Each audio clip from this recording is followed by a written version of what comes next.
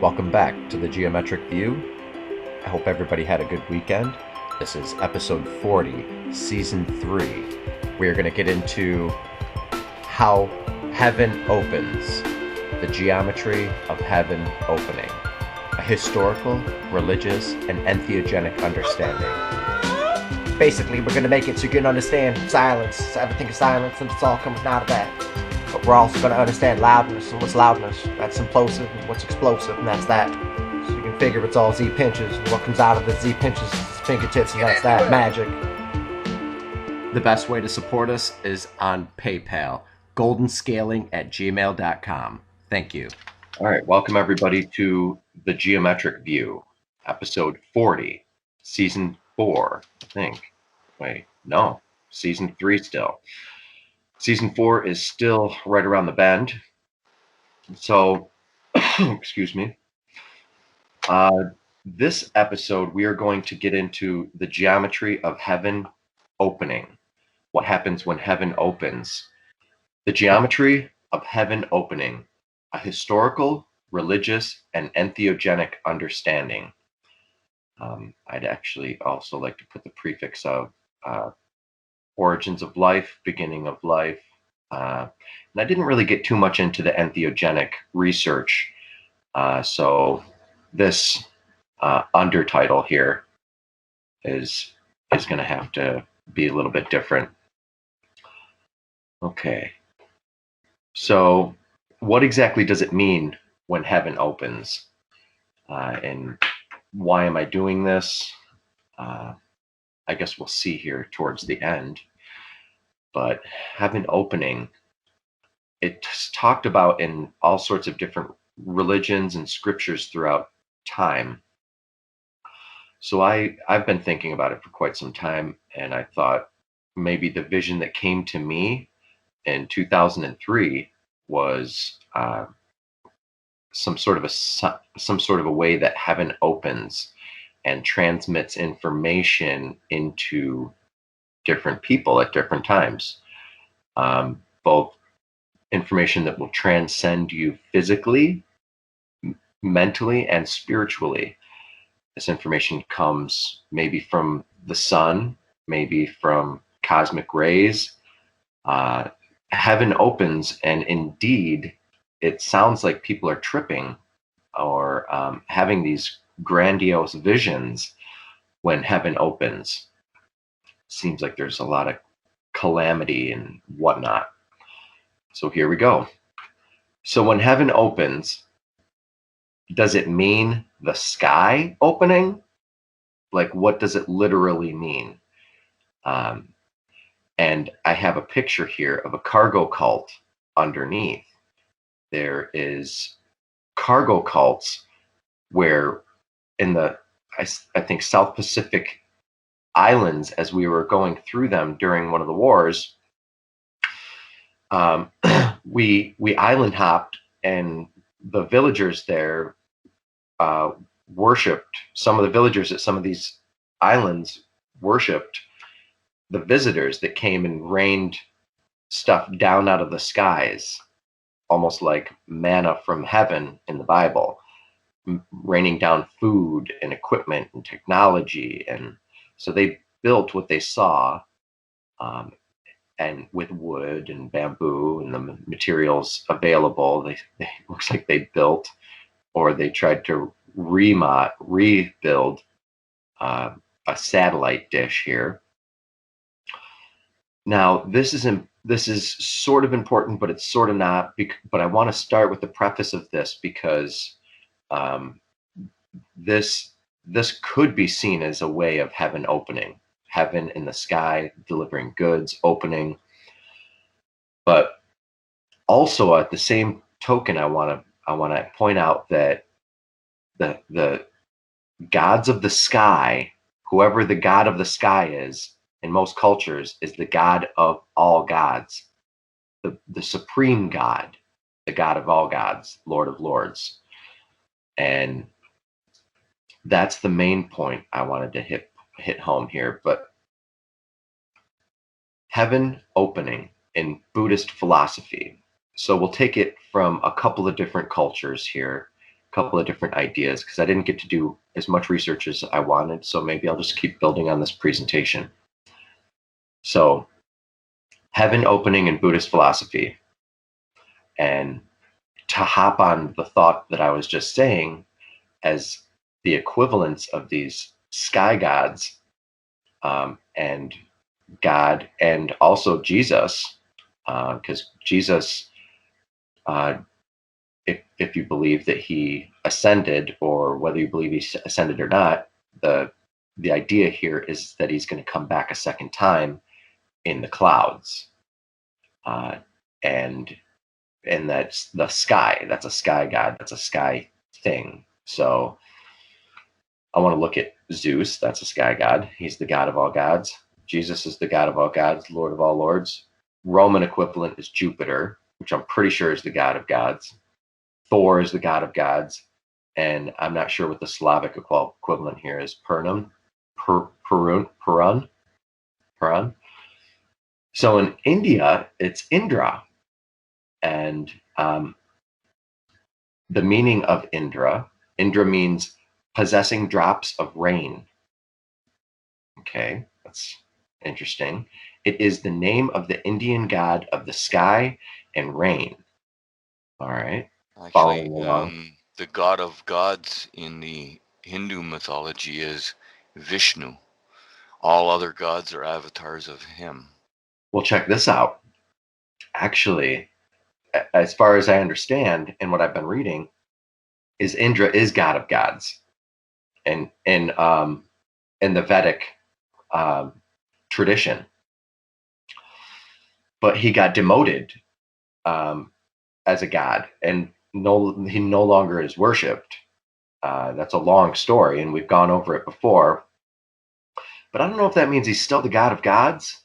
But so either way, it's interesting that we connotate the god of gods, the supreme ruler of gods, as most of the time some sort of a sky thing. No, sir. I'm sorry, but Vishnu is the oldest god. Okay. In the pantheon, and he is the god of gods. And like I said, all other gods are avatars of Vishnu. Okay. And their tradition. All right. Well, I've read certain things. I've heard other things because I've been researching Indra. He's the god of heaven. That's what it is. Sorry, my bad. The god of that heaven would make more sense. That would definitely make more sense. Yep. That him being the god of heaven. Job, sir. Indeed, I don't want to mislead people. That's correct. He is the god of heaven. So not god of gods, but also heaven. So sky, the sky equivalent. So the sky equivalent in India is Indra. He is the deity of the heavens, lightning, thunder, storms, rains, river flows, and war. Isn't that weird that that's in the flow of things? War, blood, humans looked at like a river could be like the blood of the military industrial complex is humans. So it's just like we're looked at as an expendable river. So that's kind of what I'm looking at as that in my head. I don't know. I wouldn't call it an expendable river. I would say a renewable river. What, the industrial complex using humans? Yeah. Yeah, it is a renewable river because they just keep making more, but they don't want us to make more. We're at the point now where that's starting to scare them. That there's so many. Population control. Being harder and harder to play their little games. Right? So once that happens, well, something has to happen. Something has to break, right? Yeah. Something's got to give. Something always got to give, and that brings me into the idea of what this is. What really is heaven opening? I'm like, this has been gnawing at everything that I am. This is episode 40, and this is like the crescendo of a lot of the information that I have to offer here. along with the idea of it being some sort of substance that comes from heaven, of these revelations that humans receive on earth, and they're messages for us. Different people are messengers that have different messages. That's what's going on. Now, that's neither here nor there, but that is all part of it. So Indra's iconography shows him wielding a lightning thunderbolt, weapon known as a vajra. I always wear my vajras, and I hand them out to all my friends as gifts to them. But I love it. Good energy. I just love the vajra, and people don't really recognize its power until you have. I mean, it's beautiful, right? But really, once you start to understand more about electricity and just the universe and nature, it increases in its beauty, just as everything increases in its beauty as you understand more. But it can go the other way too, as Bukowski would say, and intelligence leads you to depression, because the more you know, the more you don't want to know. But that can also go both ways. So, okay, so riding on an elephant, known as Aryavata. I don't know if I pronounced that right or not, but okay. So Indra's net, all is one, one is all. The net of Indra is profound and subtle. Oh, the net of Indra is a profound and subtle metaphor for the structure of reality. Imagine a vast net. At each crossing point, there is a jewel. Each jewel is perfectly clear and reflects all the other jewels in the net. The way two mirrors placed opposite each other will reflect an image ad infinitum. The jewel in this metaphor stands for an individual being or an individual consciousness or cell of an atom.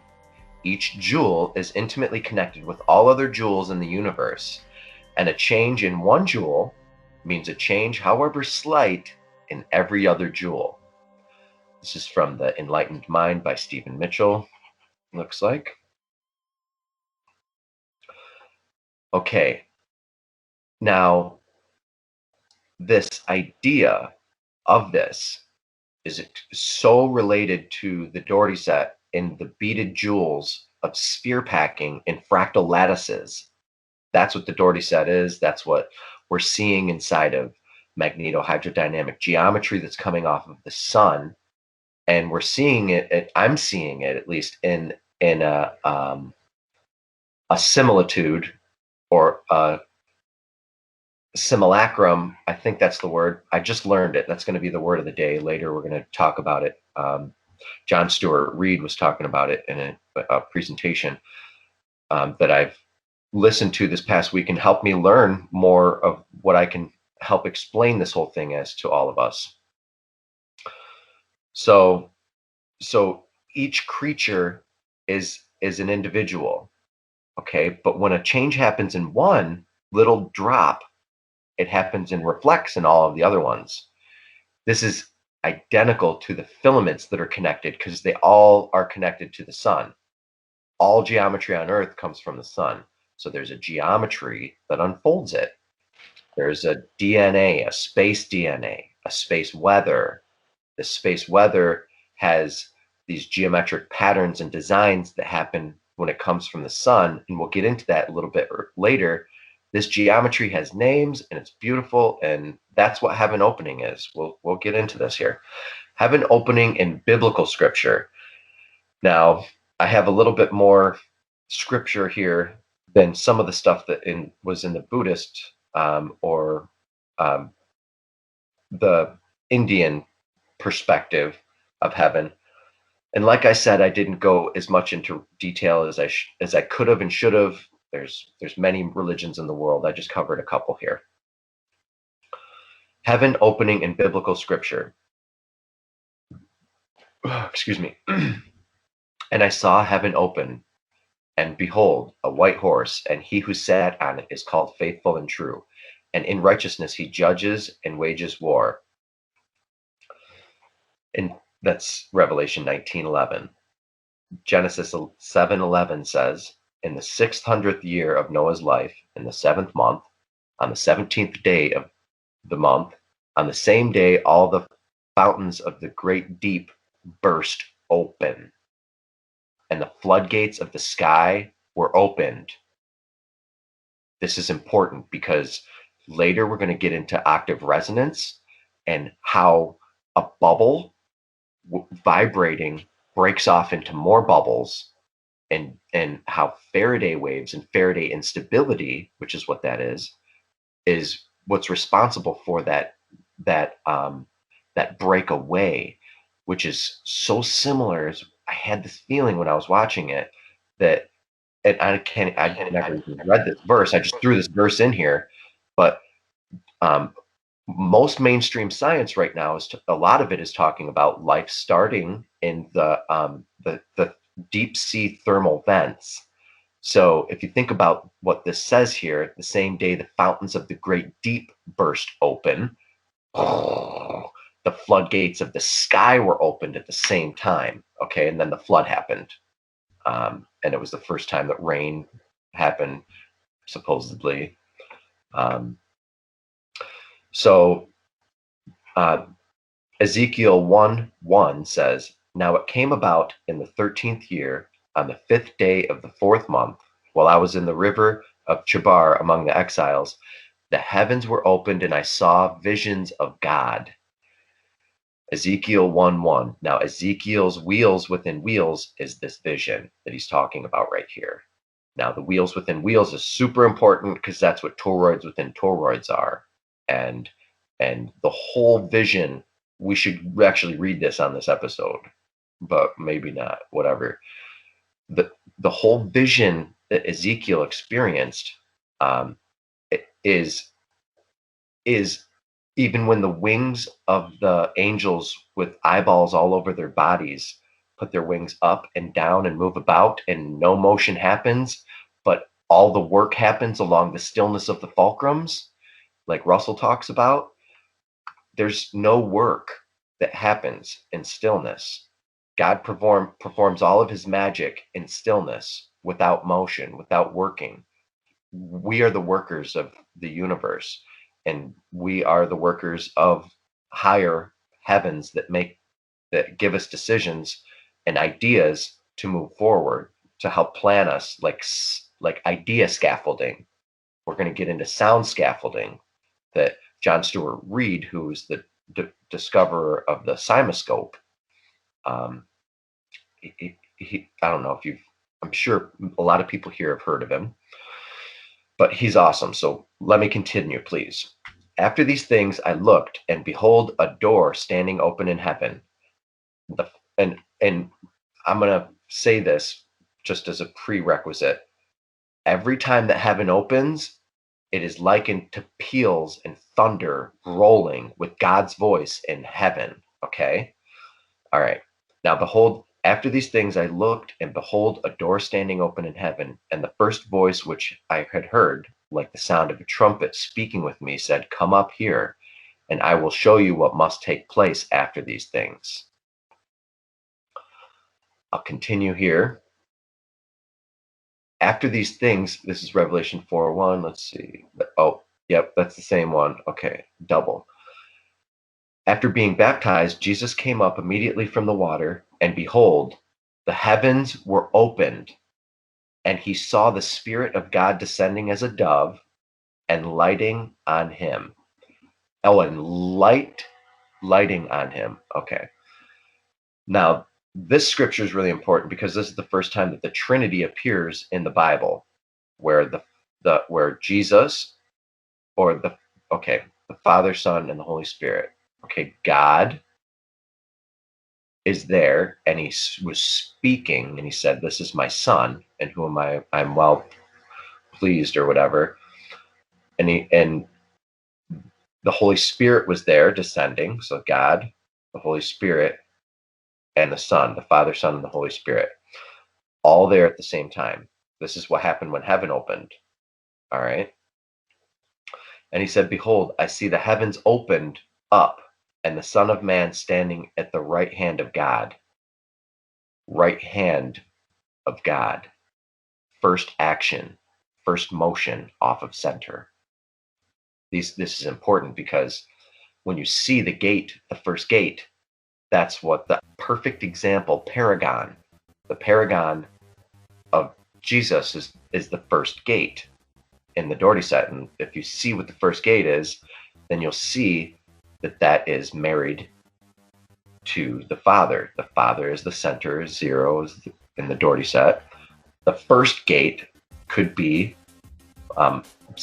both symbolic and also referential, self-referential to Jesus.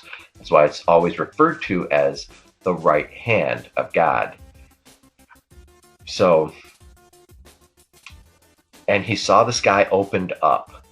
This is Acts 10:11. And he saw the sky opened up, and an object like a great sheet coming down, like maybe an aurora or something, lowered by 4 corners to the ground.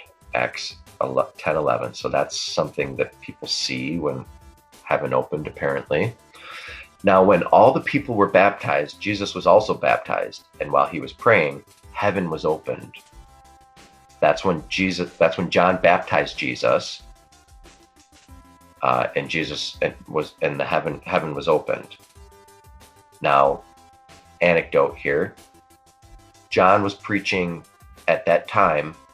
He was a big main messianic preacher, and he would talk about the kingdom of heaven being near, and everybody was nibbling on their fingers, on their fingernails, like, what are you talking about?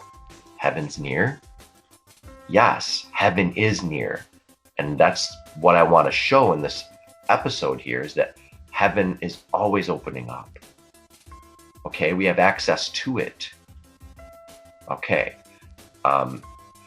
Now, I also wanted to say,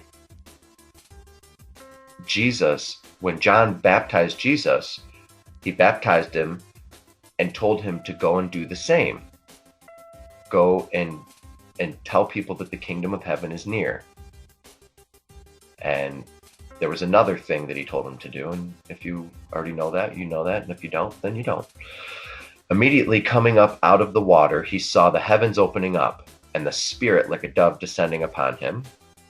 And he said to him, "Truly, truly, I say unto you, you will see the heavens opened and the angels of God ascending and descending on the Son of Man."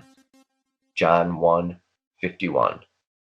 So we see angels, we see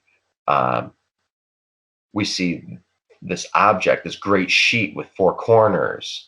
We hear sounds of trumpets. Now we're going to go into verses that back up against each time heaven opens, which I probably should have read them in tandem, one after another in chronological, but whatever. Peals of thunder and sounds coming from the throne in heaven. Bring the whole tithe into the storehouse, so that there may be food in my house, and test me now in this, says the Lord of hosts, if I will not open for you the windows of heaven and pour out for you a blessing until it overflows. Heaven opening up. Okay, then the temple of God in heaven was opened, and the ark of his covenant was seen inside his temple, and there was flashes of lightning, noises, peals of thunder, and an earthquake, and a heavy hail. Now, Nikola Tesla, when telling people, this is himself that said this, quoted saying that he, in books and stuff that he wrote, so maybe he wrote this, whether he's quoted or wrote it, whatever it is, he unlocked the secrets of revelation by understanding that when lightning struck, it changed charge separation across a huge, vast area, and all of a sudden, the lightning split open the skies and rain fell. Now that sounds like Indra. That sounds like Indra, the Indian god of heaven. Now, because it's water related and electricity and electrical, and it's a global electric grid. So when something happens here, it happens over there. When something's happening in heaven, it's happening down here. And we'll get into that more in the episode. But this flashes of lightning and these noises when heaven opens is super coincidental, or maybe we'll have to make our own conclusions here. Flashes of lightning, noises, and peals of thunder came from the throne. Burning in front of the throne were 7 flaming torches, which are the 7 spirits of God. Revelation 4:5. The last one was Revelation 11:19. This one is when the 7 peals of thunder had spoken, I was about to write, and I heard a voice from heaven saying, seal up the things which the 7 peals of thunder have spoken, and do not write them. Now, this is Revelation 10:4. I was smoking DMT a couple of weekends ago during a thunderstorm outside, and it was incredible. Tell you what, like the Indra thing says, when a little bit changes over here, a little bit changes over there, you can dial into the grid, start breathing with it, and talk. When you start talking and enunciating, the lightning goes along with you, dude. The flashes happen, and it's not hallucinatory. It's more like exploratory. It's more like, whoa, yeah. Now, that was the first time I actually got to enjoy my experience with DMT. I've done it a few other times, but that time I actually took the 3rd hit and was able to go in. And because it's crazy, man, when you take the first couple hits, sometimes you're like, I can't do the 3rd one. So anyway, that, I guess that's my little anecdote about the entheogenic aspects of this, because heaven opens during visions when you expand your senses, when you're on LSD, mushrooms, things like that, ketamine, DMT. So then I heard something like the voice of a great multitude, and like the sound of many waters, and like the sound of mighty peals of thunder, saying, Hallelujah, for the Lord our God Almighty reigns forever and ever. Amen. Revelation 19:6. Now, that this likening to the voice of God, this sound of many multitudes, this legions of angels, if you will, around the temple, and around the throne, happening when heaven opens, and lightning makes me just hold that thought, because lightning and thunder and the sound of brontrophonics is what I've been talking about. Heaven actually being able to become a neural network, charging up the global earth, the global electric circuit, the solar electric circuit, the galactic electric circuit, and that's the breath. Water and electricity are so close to almost the same thing that it's almost like water with electricity can become anything, any forms of life, you know. So water is very, very, I've even heard some people say water is electricity. Electricity is water. So this is the Polynesian conception of the universe, and its division is nicely illustrated by its famous drawing made by this guy, Chief, in 1869. Here, the 9 heavens are further divided into left and right. Each stage is associated with a stage in the evolution of the Earth that is portrayed below. The lowest division represents a period when the heavens hung low over the earth. Sound familiar? The spirits over the water. We'll get into Faraday waves, spirits over the water, later, which was inhabited by animals that were not known to the islanders. In the 3rd division is shown the first murder, the first burials, and the first canoes built by Rata. In the 4th division, we see the first coconut tree and other significant plants are born, and so forth. So we have the solar cycle, the food cycle, the human cycle, working their way up a pyramid. Also showing the different layers being related to each other like domes, concentric domes.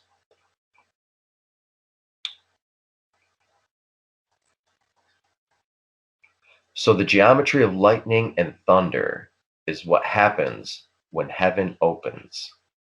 So when heaven opens, this might be a irrational illogical deduction, but what I'm trying to say here is when heaven opens, it's associated with the gods of gods a lot of the time, most of the time, and or the god of heaven, and there's geometries to lightning and how lightning opens up and what charge is and how charge is what I'm talking about. Charge working its way through the system is heaven opening.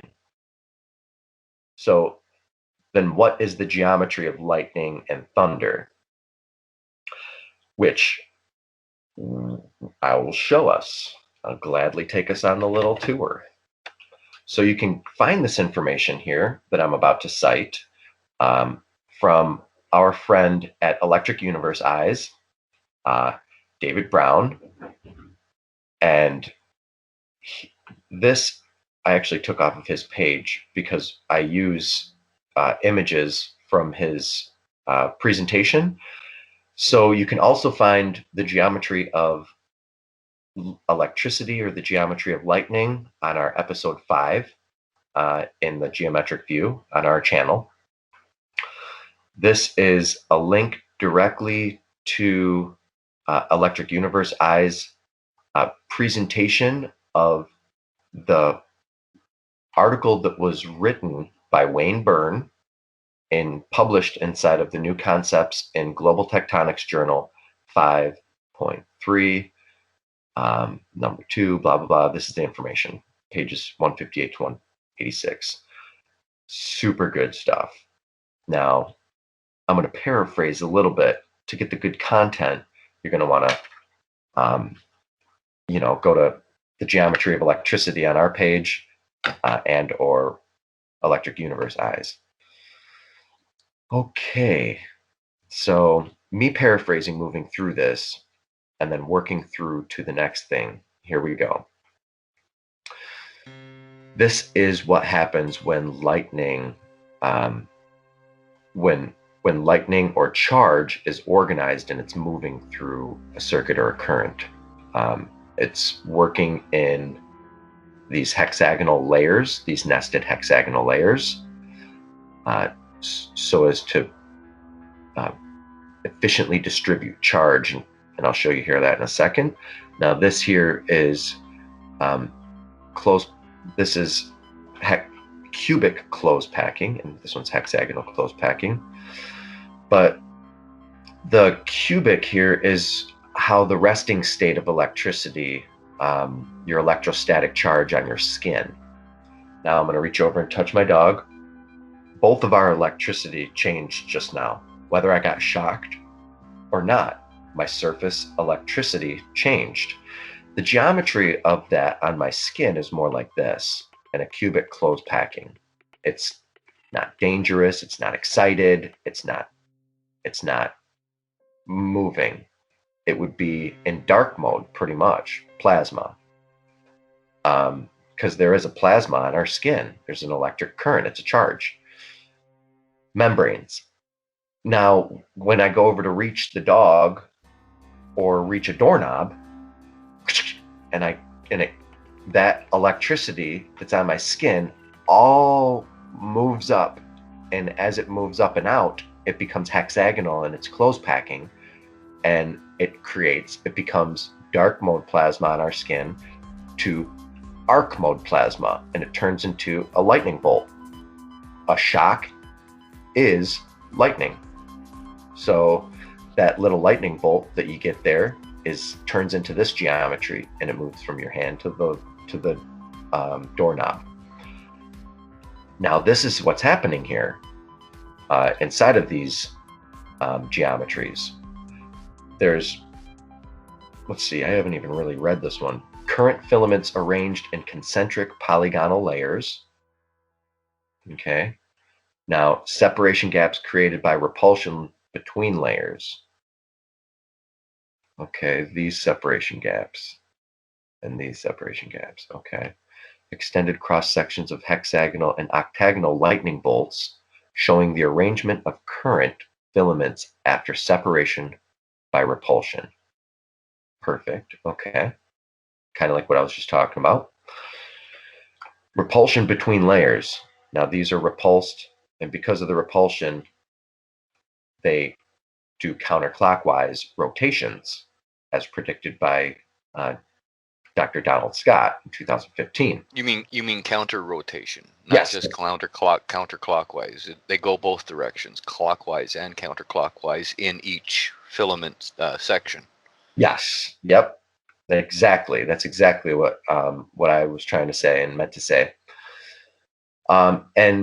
And good job staying on point there, because this geometry Failed. No, I'm joking.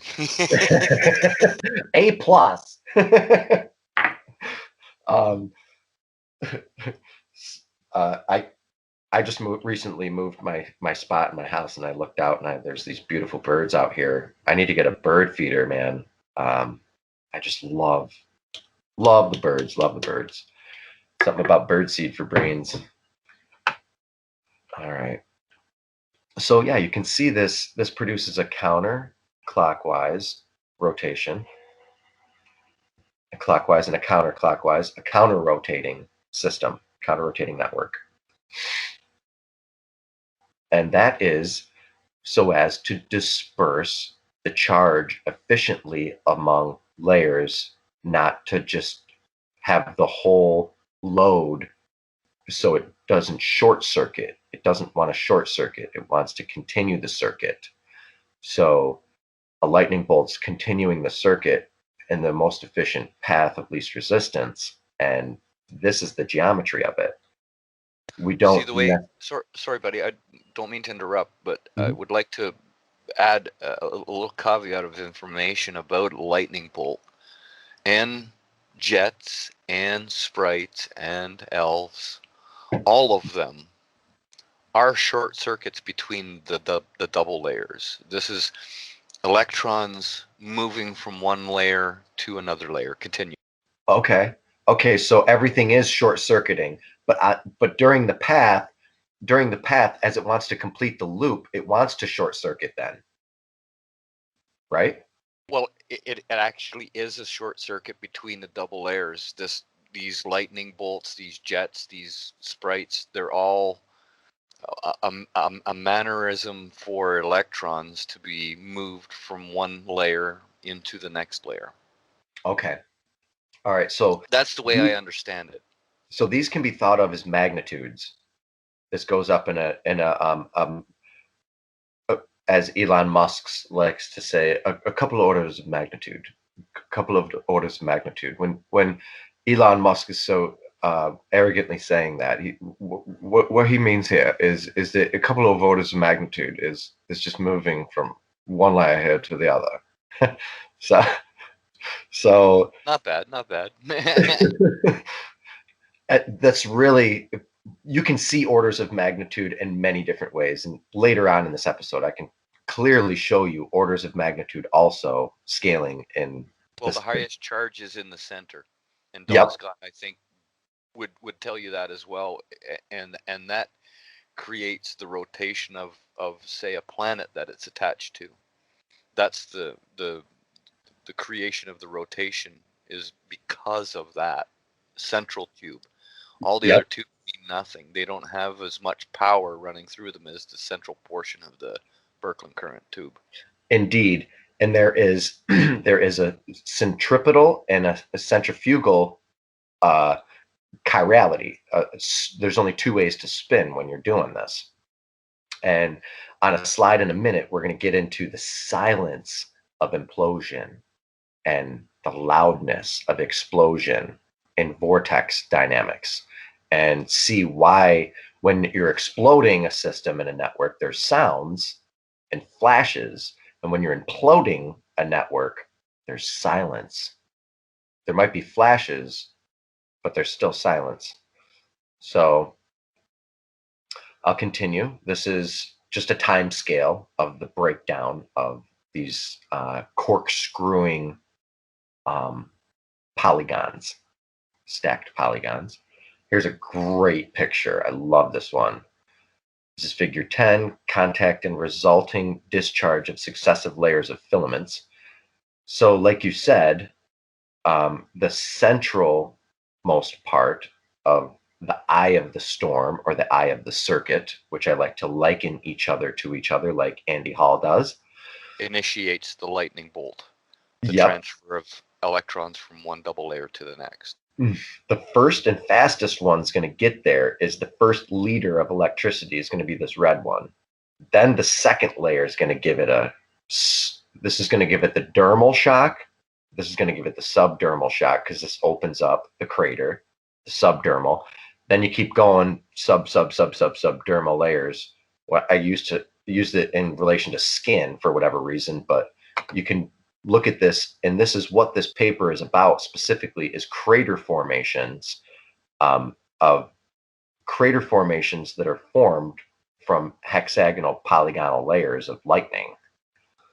Now, cavitation does the exact same thing. If you study cavitating bubbles and cavitating bubbles hitting plates, the cavitating bubbles, which are bubbles that are cavitating from sonoluminescence, are blown down into the substrate, and they also form polygonal, the most indicative shape that proves helicity inside of the cavitating jet is polygonal crater formations. So when you see a polygonal crater formation, you know that there's helicity. When you say polygonal, do you mean like octagonal, hexagonal, Yes. that shape? Okay. Yes. All right. Yep.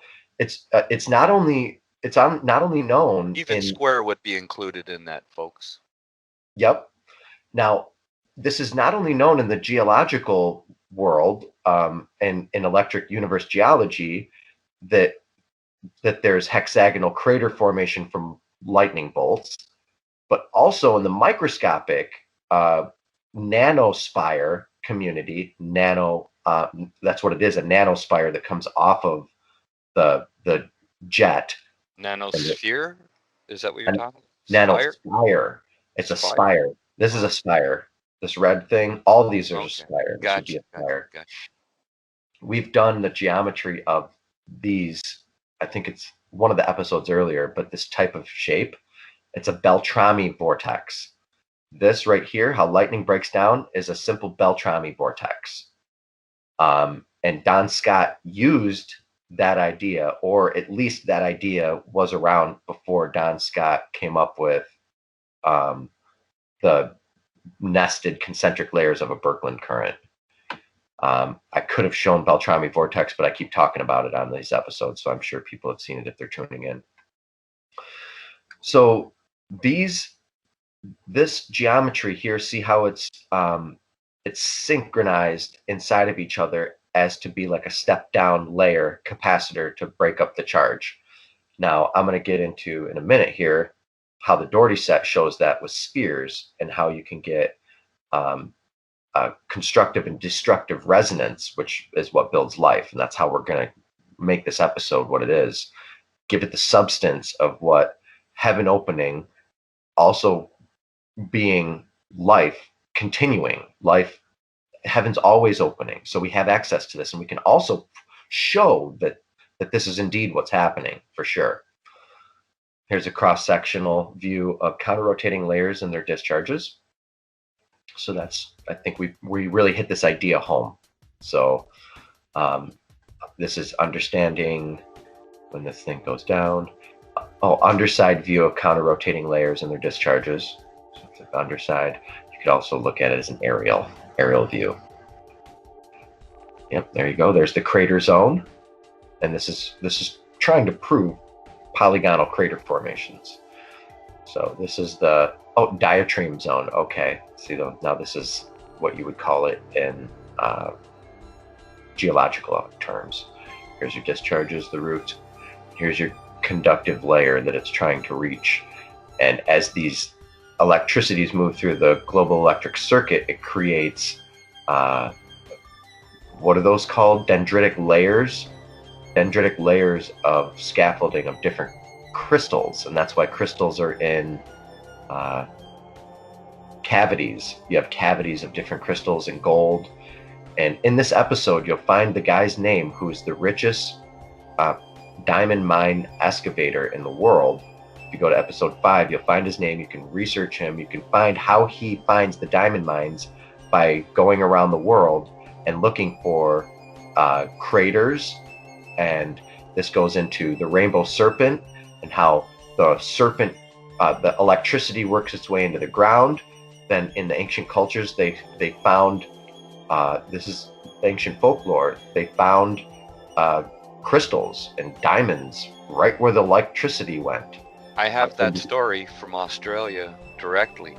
There was a diamond mine in Kimberley, in the Kimberley area, and they spoke to the elders, or the people that were Aborigines that they hired to work the mine, and they learned that 150 miles away, in ancient times, the snake, as they described it, came out of the ground at this place, at the diamond mine that they were working, flew in the air for 150 miles, and went back into the ground at this other place. Well, the mine owners or the people from the mines just said to them, "Show us this other place," and lo and behold, they found diamonds at this other place too. Think of the same type of arcing that we see on the sun. We call ring currents. Coronal loops, right? Well, they're called ring currents, basically. Oh, okay. And coronal loop is a ring current, and that's what happened here on the Earth. Ring currents that exited the ground at one point, flew in the air, like in a circular motion, rotating like plasma, a loop, and entered back into the ground some great distance away, creating 2 diamond mines in the process. That sounds like kind of like heaven opening in a way. You know, these dragon. Well, think about it. If a ring current induced inside the Earth can create diamond mines, and these tubular structures that we find most all diamond mines in are a result of Zeus's thunderbolts and the other thunderbolts of the other gods that purported to have thrown thunderbolts at the Earth during the time of the clash of the Titans. Those events are the ones that shaped the Earth the way it is now and created the elements and transmuted the elements that we dig for today.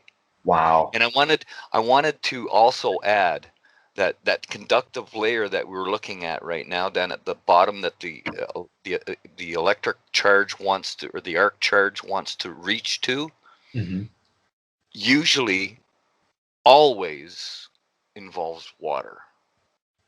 Groundwater. It's burying through ground and stone to find the groundwater. That's what it's looking for, to be able to discharge the electrons into the water. It's the hydroelectromycelial network. That's awesome. That this water down here is, I don't know if you know this, but there's water around the world that goes for thousands of dollars a gallon, and this is real. And when I was a laboratory technician for 5 Hour and Red Bull, we would order $100 flasks of water or couple $100 gallons of water to do pure tests with. And this water, this is pre-water. This water down here, Russell talks about. If you get into his deep content, Walter Russell talks about this pre-water. Tesla alludes to it too. But this water, like that comes out of springs, I mean, think of our idea and our lust throughout the years for the fountain of youth. This fountain of youth is what the circuit runs on. It dives for it. It runs and grabs it and pulls it and uses that mineral-rich nutrients to create instantaneous fossilization and diamonds. You know, that's crazy. Well, see, I think what happens is the arc charge that is running through the material, the ground itself, whether the ground, it depends on what the makeup itself of the ground is as to what material it's going to turn it into. It'll make gold, it'll make copper, it'll make silver, it'll make metals, it'll make crystals.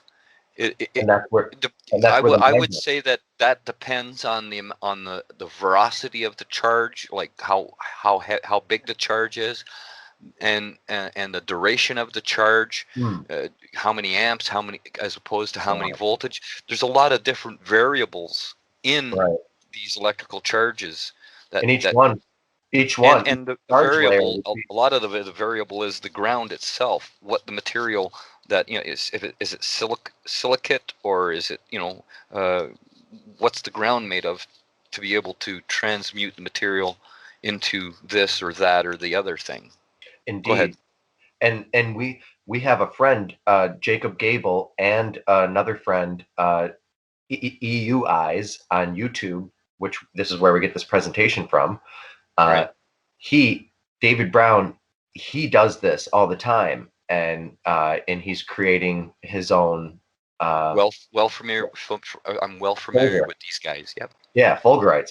Well, this is for the audience. I know you are, but we've talked to him a few times. Yeah, we've had him on a couple of episodes. But yeah, if you want to see his channel, he does this in real time, and you can see high voltage electricity moving through these different types of mediums. See, that's the thing. He uses high voltage, not high amperage. Right. We're talking about these events here are both high amperage, high voltage, and sustained for a long period of time. Not like the lightning bolts that we're used to seeing on that happen in our daily lives, like flash gone. No, these are lightning bolts that go like David's and Jacob's experiments. Yep, and even mine too. And yours as well. You can see the arc. It's a sustained thing. It's more than just a split second. And when it's quiet, there's different modes when you're working with it, and saturation layers of water that you need. Otherwise, the current is there, but it's dead. And you can walk along the surface of the earth with a large current underneath you because you're part of it. You're grounded. You're not going to get shocked. Yeah. But when your hair starts standing up, then you're going to get shocked. Well, that's when you put your feet together and duck down. Yeah, so the lightning comes out of your ass. Kiss your ass goodbye kind of thing. No, if you hold on to your... I think we've talked about this before. I think if you bend over, the lightning can work its way through your body easier than if you stand up. I don't know. No, that's incorrect. What you're trying to do is you're trying to minimize the potential between you and the ground. Yeah. So if your legs are spread apart, you're going to get it. You're going to get hit big time. Yeah, and if your legs are close together and you're ducked down on a ball into a ball, it's less likely that you're going to look attractive to a charge leader leaving the top of your head. Yeah. It's going to connect to a charge leader leaving a tree that's closer by. Right. That's the interaction, how lightning works. And gravity changes, right? As charge changes through the area, charge potentials change through and mitigate through the areas.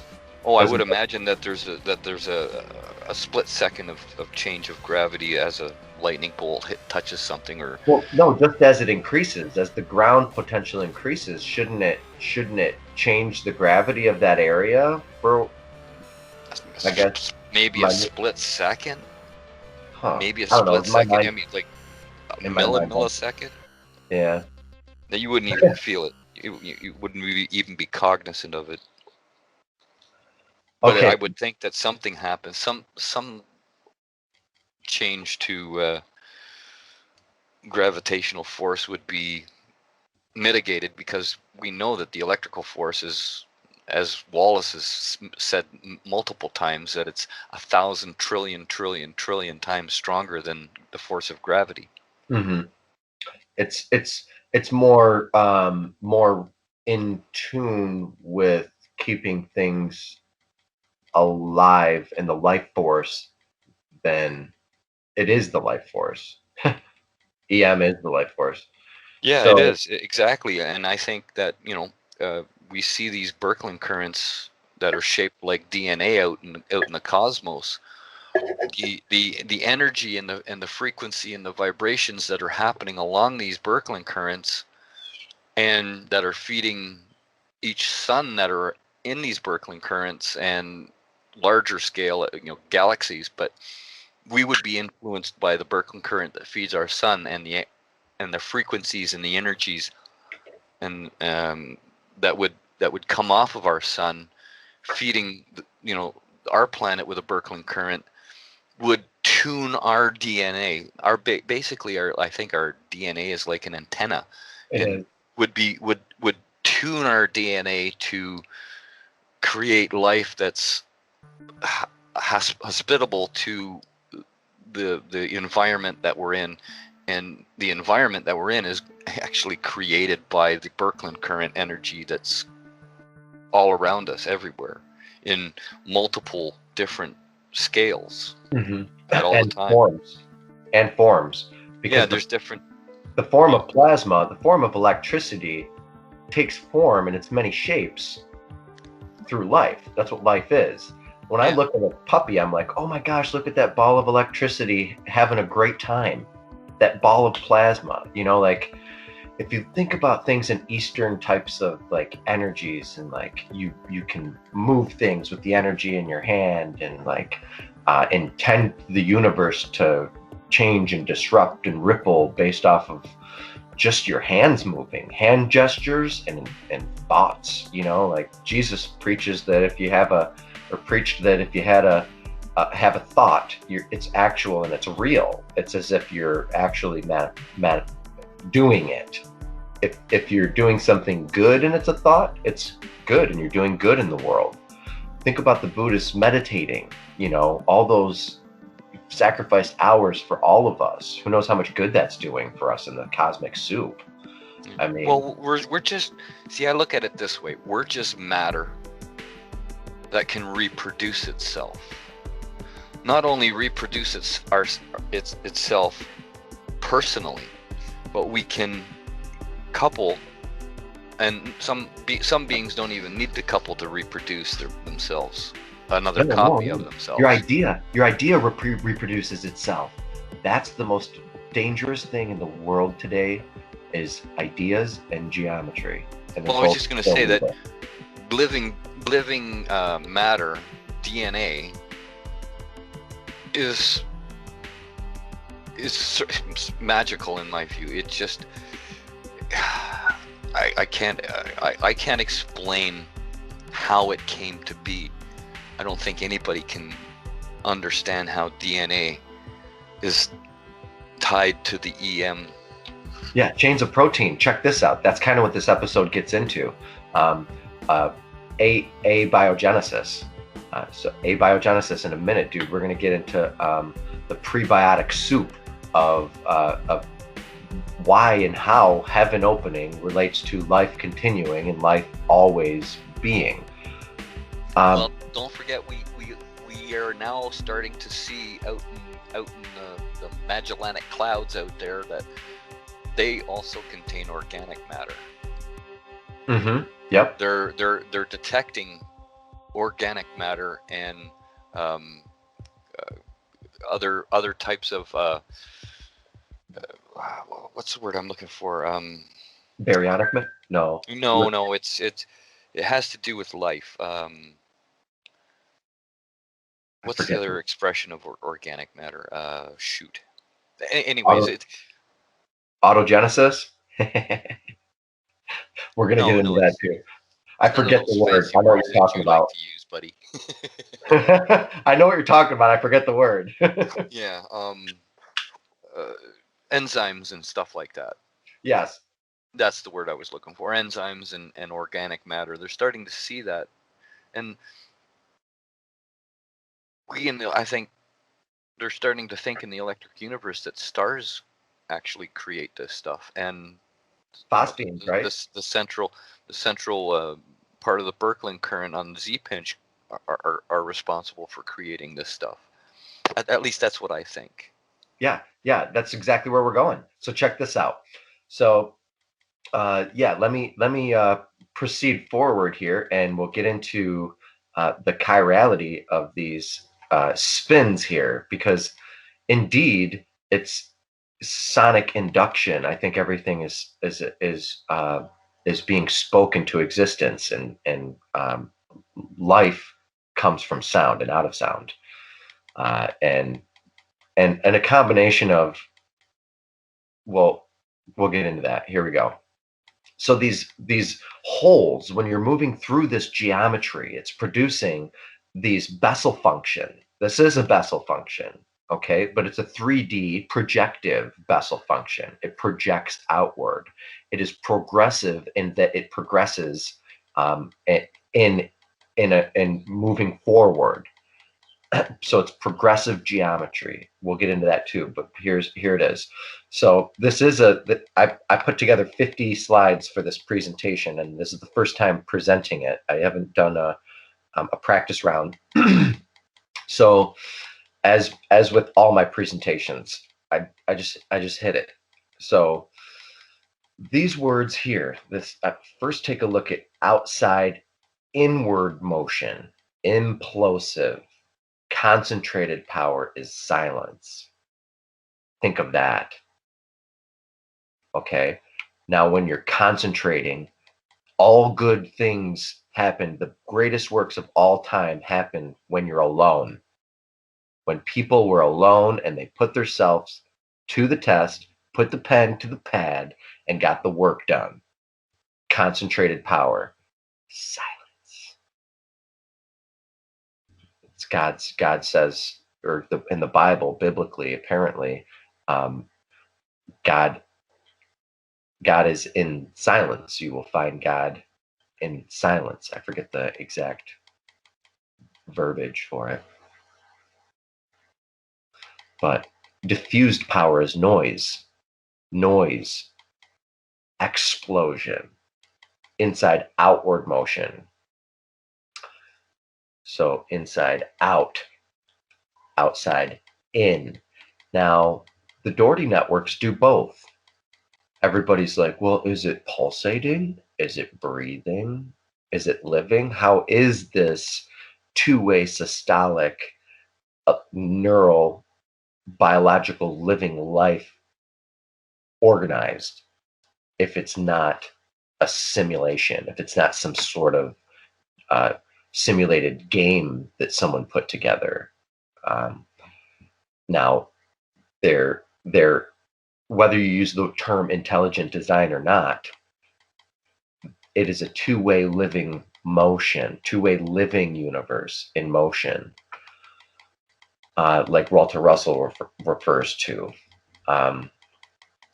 Now, when Einstein was asked, what God do you believe in? I believe in the God of Spinoza. Now, when you look up Spinoza's work and he talks about what God is, you can look up that for yourself. But when I look up a lot of what Russell defines as, you know, what God is and different things, it's there is, or the universe, maybe not God, the universe is a two-way living universe. I tread lightly on the word God because I don't want to define it as part of it that's moving. Like I like to say, it's Use the word all, because that's how I stillness. describe it. But I like to say stillness, you know, and I use the same words as Russell sometimes. That's because I had this geometric vision, and then I was introduced to Russell, and so I had to go through that bath water, and that's some thick soup to swim through. But you see, it can't be just silence and concentrated God. It has to be diffuse and noise as well. It has both aspects of everything. That's Oh, it's why I both. call it Yeah, the yeah, all. indeed. It can't be just one or the other.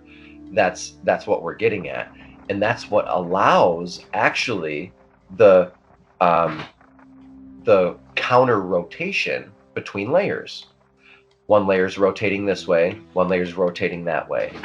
They're both progressively projective, and they're both dynamic in their motion. Yet both are serving different purposes, and there's space and counter space of each other. They're the network, but different information's going in different directions. And I'm going to get into that. Here's some keywords. Disintegrating, this is diffused power. So what Russell talks about is explosive or decaying, dying, radiative vortices. Disintegrating, decelerating, dissipating, destructive, divergent, loosening, and I don't know where this chart came from. Sorry, I have no sources for it. Loosening, friction inducing. So that's this explosive side. You go over here to the implosive side, and you have consolidating, accelerating, integrating, contracting, convergent, formative, and friction reducing concentrated power. So here's your friction level, here's the reducing radius, here's your friction level, and there's more friction inducing in the explosive part. So this, what we're going to get into is, imagine this as one filament, and this is one filament. This is what happens in an egg when the heart forms. We're about to get into cardiogenesis. Cardiogenesis is how the heart forms inside of, I guess, well, humans, because I think it's formed in the same as all vertebrates. I don't know about invertebrate hearts, but so they're formed by two filaments coming together. You have the endocardial tubes is what they're called. They come together, they fuse together. These two filaments fusing together reminds me of the Bible verse, God put the universe in the heart of all people. And the heart here is, here's a larger aspect, hundreds of thousands of light years long, who knows how many, whatever. I'm not sure where you got this from, but the way I understand it, your heart is a strip of muscle. It is, but this is how it's formed to begin with. This is 20 days after sex. Oh, okay. Yeah, dude. This is like how the first cells come together inside of the, here's 18 days after. And I consider the heart a Z pinch. It is. Look, we here have it is. We have Here's, two Z right. pinches in our body. Yeah. The center of our brain, the pineal gland, and this one here. Oh, there's a million, dude. Z pinches your crotch. Z pinches your anus. Z pinches your fingertips. Our fingertips are ropes that are literally phalanges of golden mean that are vortices. It's all, the whole thing is these Z pinches. Well, that's an interesting concept. I'll have to think about that. Oh yeah, dude. When you think about the Indian culture and mudras and energy and moving energy with your hands and fingers, and dude, I mean, this is extremely multicultural and extremely interdoctrinal. What's the word? Where it's cross-discipline, interdisciplinarian approach to understanding this geometry that I've been working on for 18 years. Now I've met electric universe and so many other things. I mean, I have Schrodinger that we're about to get into, and how he's right with the hop vibrations and twistors. But yeah, this is just one example of these currents coming together as a Z-pinch and creating the heart. Now, here's the similitudes in the formation of the heart, formation of Birkeland currents and formation of helicity, as if the picture didn't show enough within the Dougherty set. Look at the structure of how Birkeland currents are formed and how it's similar to the two endocardial tubes merging together to form the heart. Like we just said, this similarity can be directly attributed to the fractality of charge in space and time, producing plasma filaments and plasma filament tubes and currents. The Dougherty set shows off with exact precision geometry how this shape is capable of merging and producing not only these types, but all types of reality in filament and nodal shapes. Heart development, also known as cardiogenesis, refers to the prenatal development of the human heart. This begins with the formation of two endocardial tubes which merge to form the tubular heart, also called the primitive heart tube. That loops and separates into four chambers and paired arterial trunks that form the adult heart. The heart is the first functional organ in the vertebrate embryos, and in the human beats simultaneously by week 4 of development. Development of the human heart during the first 8 weeks at the top here, and the formation of the heart chambers bottom in this figure. The blue and red colors represent blood flow in and blood flow out, what we were just talking about. Implosive, explosive, baby. There's the breath. The first organ to form is Z-pinch with the explosive and implosive life-forming, life-giving fluid. Okay, we knew the secret's in the blood, all right? Whether you're in any freaking religion or anti-religion or whatever you're about, the secret's in the blood, man. And even Jesus, there's a secret about the blood, you know? The whole thing is about the blood, the sacrifice, the for our sins, you know, that's what the blood is supposed to represent, and we're understanding, you know, that's metal. That's if a human did do what Jesus did, and like that metal blood, which Jesus's blood was actually not even seeded by a man, so it's God blood from heaven, which brings you into people that are in the order of Melchizedek.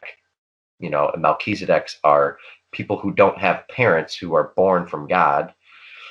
Now, that whole thing it's in the New Testament, Old Testament, written about plenty of times, Melchizedek. But anyway, this God can be born and is born every moment in all of existence. We need to change our view and start seeing things from this preambulation to know that we actually are stewards of this beautiful thing that's here, and this will wake up a lot of people out of depression. This will wake up this, I hope, is the sounding gong to get people up off the couch. And you know,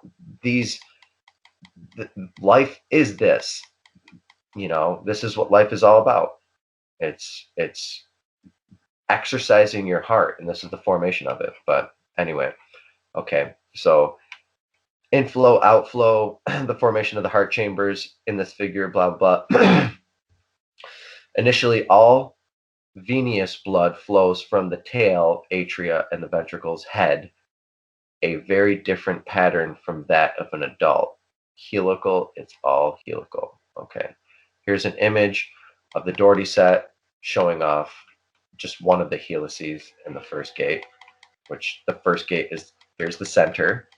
If the center is hollow and it's 0, and the center of the Birkeland current, the universe, the black hole, the Z-pinch, an atom, proton resonance, all of it comes out of the center, which is hollow, in order to start building scaffolding to make bodies. This is sound scaffolding, which I heard for the first time this week from John Stuart Reid, the cymaticist, and that explains this type of scaffolding, this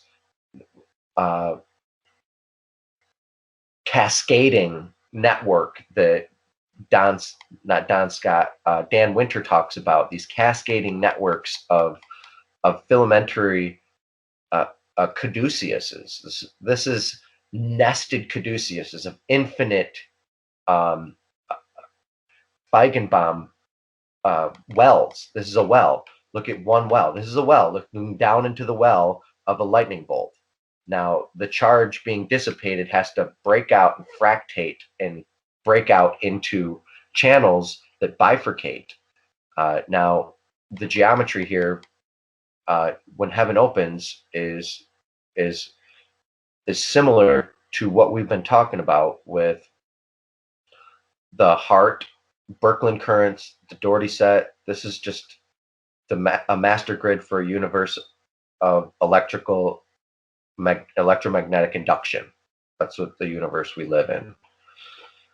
So hot vibrations and twistors along the path of the lightning bolt, or when heaven opens, that charge moving.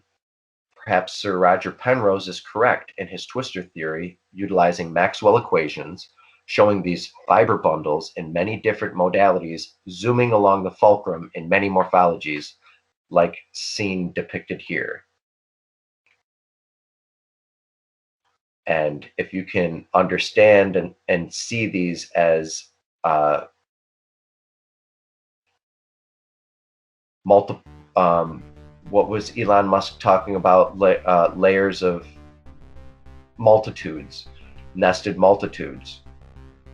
This could be understood as dimensions, hopping up and down through dimensions. Even though it's a four-dimensional and fifth-dimensional object, and this is four-dimensional and fifth-dimensional space we're talking about, and we persist inside of three-dimensional space and time, or we understand that this can all be broken down into only two dimensions. And there's certain ways how to break this down from a three-dimensional grid that we live in into a bubble surface grid of a two-dimensional surface, as that's talked about on the event horizon.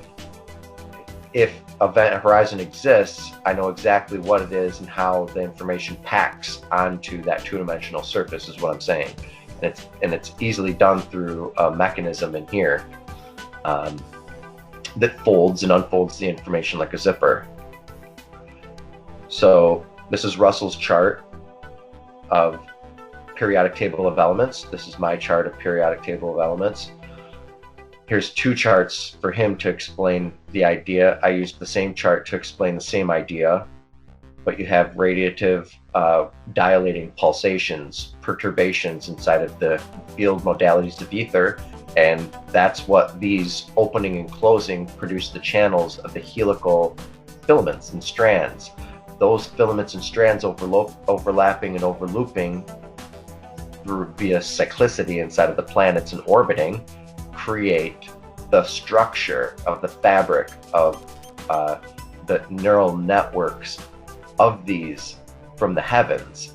This information is out in the heavens and it's reverberated around the earth. And it's hard to try to understand it as both a periodic table of elements, because you're thinking of, oh, that's really small. But then you're thinking of it as the universe at the same time, or also scalable to the solar system. But that's indeed what is happening here with these meandering rivers and meandering currents and circuitry.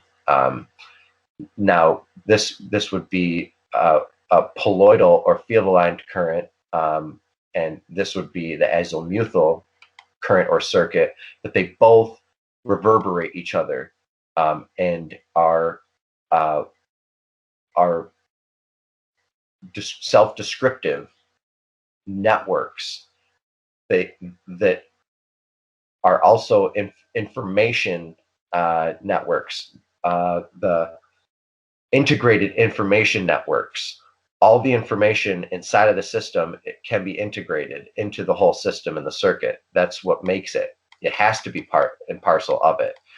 That's why creatures go out of and into existence, because filaments break out here in the heavens, and those creatures no longer have the flower that it was nurturing on. Therefore, the creature's gone. But that memory's there. It's either in the soil or in the heavens.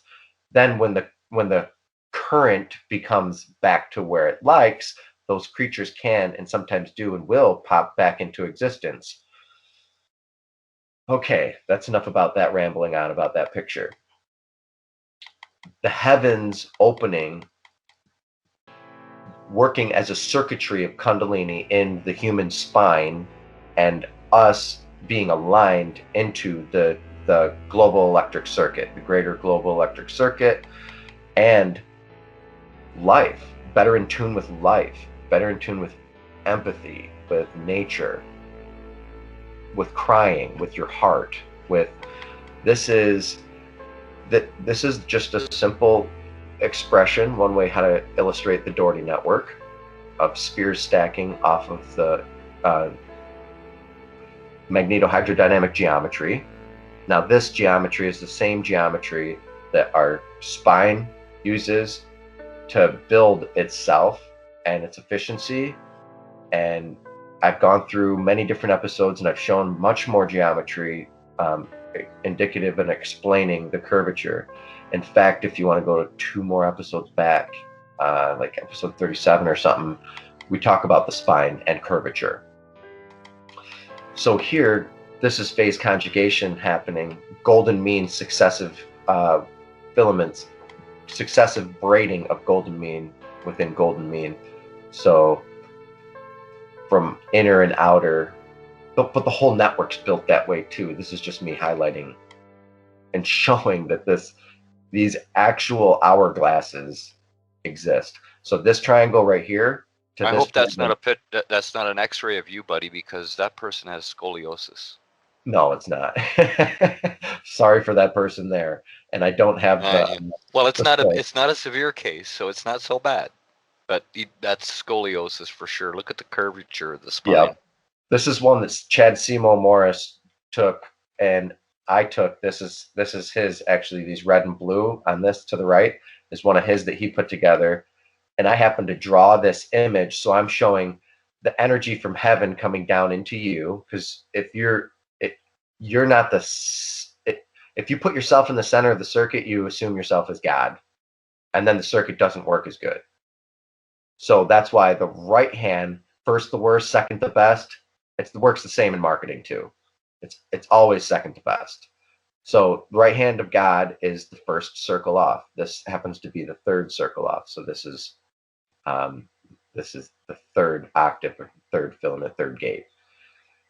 But we all unfold off of these cascading networks of sound replicating itself from the heavens and repeating itself to below. So this is another way of looking at the Dougherty Network, with me highlighting one circle, one Bessel function, repeating its same shape and size out into its successive spheres that are kissing and stacking. Here's another. Now they go out, and you can see how it creates constructive and destructive sound, and that's how you get life. And there's other ways that I'm going to show later with Faraday waves that which are actually excuse me, Faraday waves, which are actually what cymatics is, the patterns of cymatics. So actually we're hopping right into it. So imagine this energy coming everywhere from the universe going into you. You're already healed. You are already part and parcel, 100% ready to go, ready to rock and roll. Wake up, get up off the couch. This energy is in you. This is what the universe is. This is Kundalini. This is streaming through your brain, through your body, and it's coming from space weather. Okay, and you can check it out on Space News and Space Weather, both of which are talking about it extensively, and how the sun relates to cardiac arrests, your weather, your mood, all sorts of stuff. So, what is the geometry and sound of the auroras? This is the energy coming in. This is heaven opening. Heaven opening is literally Helicon physics. This is the geometry of the sound of the auroras. That's what the Dougherty set is, and parts of what the Dougherty set is. You can explain it in so many different manners, but this is one thing that it indeed does. And this is a qualitative and quantitative map of how geometric, projective geometric projection and arithmetic projection, using the same geometry of the inverse square law that comes right from the sun. So these filaments wind and bind way out, and they come down to the earth and they repeat themselves in cycles in the Van Allen belts. And they produce these beautiful geometries that we heard on episode 9 of the geometric view here.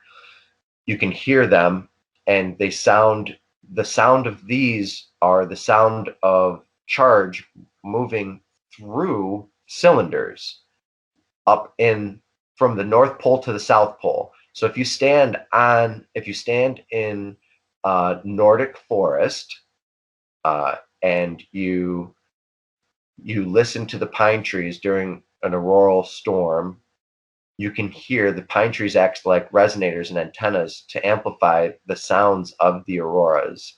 And you can hear the auroras all the way from the North to the South Pole, and lightning strikes across the globe, because they're tied into the circuit. So you can hear this type of staticky static as the Hisslers and Whistler waves move their way along the Earth, on the inside and outside of the Earth. Now, the Nordic religion has it, or the Nordic mythos and mythologies have it, is that Ragnarok is their electric god, and that's Thor Ragnarok. Think about that with marble. Now, this all has to do with heaven opening and gods and teaching about all this stuff. But these geometries moving through cylindrical channels are the same way that diatoms are formed inside of brine channels, cylindrical brine channels. And diatoms are the necessary ingredients for life. So we'll get to that later in the episode. Here's another example of showing the breakdown of a filament of a Birkeland current, in the same manner as being a Bessel function that is a vortex that can be likened to also as you looking down your tub and seeing your tub spiral vortex down. Now, this is multi-packed vortexes that are coming to the Earth with so much information raining down. And this information, it takes on the form of cyclotron resonance. And cyclotron resonance, the military has reverse engineered to speak to us through lasers and through different modalities and technologies, through our heads, through the air. So we've manipulated these cyclotron resonances that exist, and these are indeed, this is the geometry. You can see them stacking here inside of the these concentric collimated channels, just like Birkeland currents are talked about. But these are me highlighting what gate is this. This is one. This is the second gate. So this is the first filament off. Second gate, fourth gate, eighth gate, 16th gate, and it goes inward as the binary filament. That's why it's space. It fills space. It's a space-filling filament, like a space-filling structure that Buckminster Fuller came up with called the isotropic vector matrix. That's an all-space-filling structure in a matrix where every point moving to every point is the same equidistance, but it creates an omnidirectional tiling structure. This is an omnidirectional filament tiling structure, and it comes off of the sun. And this is another example of looking at it, but there's hundreds of thousands more filaments that we're going to open up, and who knows what the 144,000th filament is. I do, because I showed it off in this show. If you can find the little tidbit secret and post it below, you'll be the best person ever. These shows are 3 or 4 hours long because they're packed with information. So here we go. This is how the network of the universe, how we understand it in the electric universe. Also, how we understand it in the mainstream cosmology is dark matter and dark energy, using the strong and weak forces to expand and contract through expansion and contraction can be thought of. What's that other word for expansion and contraction? Whatever. So this entire structure here coming off the sun is very thick, and then it breaks down into each filament, and each planet receives different ingredients because it's different number away from source. So it's steadily fed with different ingredients. And so are we. We're steadily fed with different ingredients. So, like the Earth exists inside of the Goldilocks zone, we exist in life because of the Dougherty lock zone. And I went over that in one of the episodes before, which there's a lock zone inside here, inside of the network that you can open and close inside the gates. It's 9 and 11. The 9th and 11th gate is the lock zone of what I'm calling the Dougherty lock zone.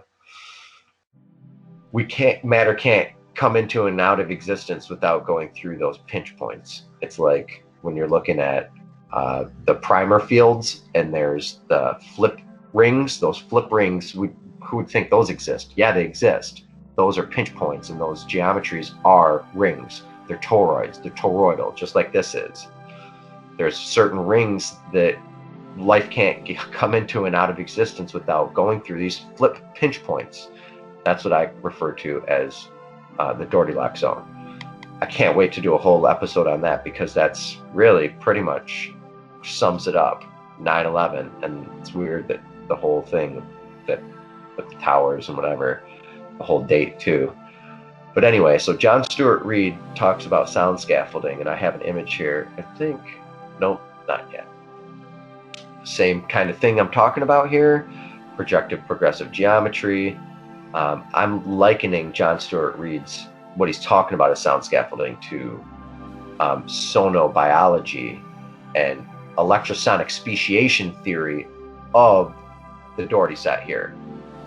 This all has an origin of species theory attached to it, and they're all these primal filaments that are all umbilical filaments that lead from one atom to another, that traces our past in an Akashic record, and an Akashic constructive human. Here's a human. Here's a human coming into existence, pinched out, coming in, pinched out, coming in, as life cycles. People talk about remembering their past lives. So this type of geometry is very, very much in the Indian culture, and with Indra and Indra's net. That's why I understand and identify with this breaking down into a holistic type of gestalt geometry, where you can't have any of the parts without the other parts existing. Each part in and of itself is more powerful than the whole system itself is powerful. That's why we feel like we're the whole universe sometimes, or that we're God, because we're so powerful. We have this, but we need to know this knowledge so that we can steer ourselves properly and accordingly to upright duties and morality. Otherwise, you get lawlessness. Anyway, so projective progressive geometry. The secret to the only way you can get projective geometries coming off of a system, a stellated projection, is using the golden ratio. And Dan Winter has credit for finding that discovery. And I'm just like, man, when I hear that, it's just music to my ears, because this right here is arithmetic progression. 2, 4, 8. This is exponentials. Guess what exponentials are? Hop vibrations. Guess what twistors are? Exponential. Guess what electromagnetism is? The exponentials. So this whole thing fits into the grid like a unified locking network of the inverse square law. This is the soup. This is the geometry of the soup of the sun. So it all involves geometric progression, projective geometry, like I said, any type of projective spire. The electricity is a spire, like we just learned, lightning bolt. It is a spire. That's projective. Differential equations. The whole thing can be done with differential equations, the geometry and the math of this. But it's so big, Roger Penrose couldn't put it together himself. Maybe I did already with the geometry. I don't know. Maybe it's just intuited, and then the geometry will come later. Like I do the geometry, and then the math will come later for it. And then I find the math, and I'm like, whoa. And then I like Don Scott, did his review of the work and said that it is what a Bessel function, Birkeland current is. And so I think of things like this, and we move forward with information like this. And before I can even get the books out, this type of information needs to be leaked as to get people ready for the book. So when the book's out, I can be like, reference the podcast too, man, because these are working in tandem.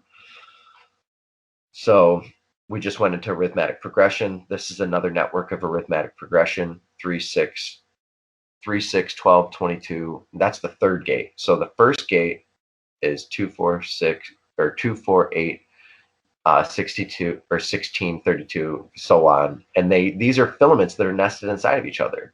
The next one's 3, 6, 12, 24, 48. Next one's 5, 10, 20, 40, 80, which is really cool. And there's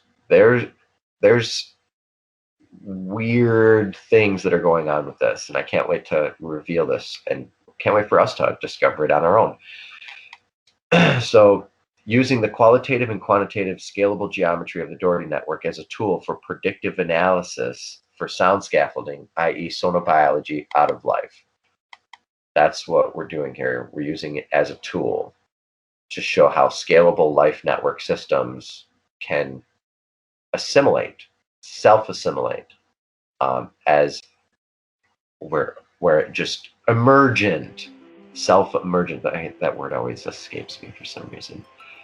Emergent fractal properties of life inside of systems. This is showing you right here. That's the square root of 2. That's how we get these. That's how light moves. That's how electromagnetism moves. That's how gravity works. That's how smell works. This is how things cascade. So without showing the inverse square law, I guess you're just going to have to look it up and see. It does the same thing. So these networks, as they spiral out, I'm looking for a certain image. This one, as these networks spiral out and in, there's a geometry that happens, and these regular polygonal formations create the breakdown, which also produce the regular the platonic solids. So platonic solids spinning is the ether, like Plato said. But there's ether modalities when you start drawing geometries inside of here and turn it into a real science. That's what this is. If whatever an artist creates on a canvas is art, whatever a scientist creates in his notebooks is science.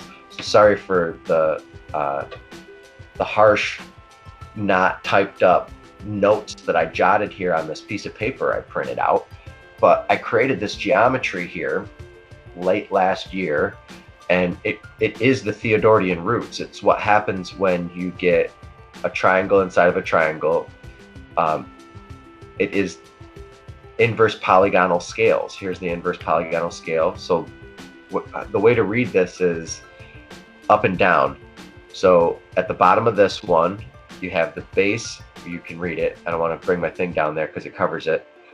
The base shape regular polygon. So you have triangle, you have a square, you have a pentagon. You rotate that within itself and you get a locked polygon within a locked polygon that creates the inverse scale of itself. So this is inverse square root, inverse square law.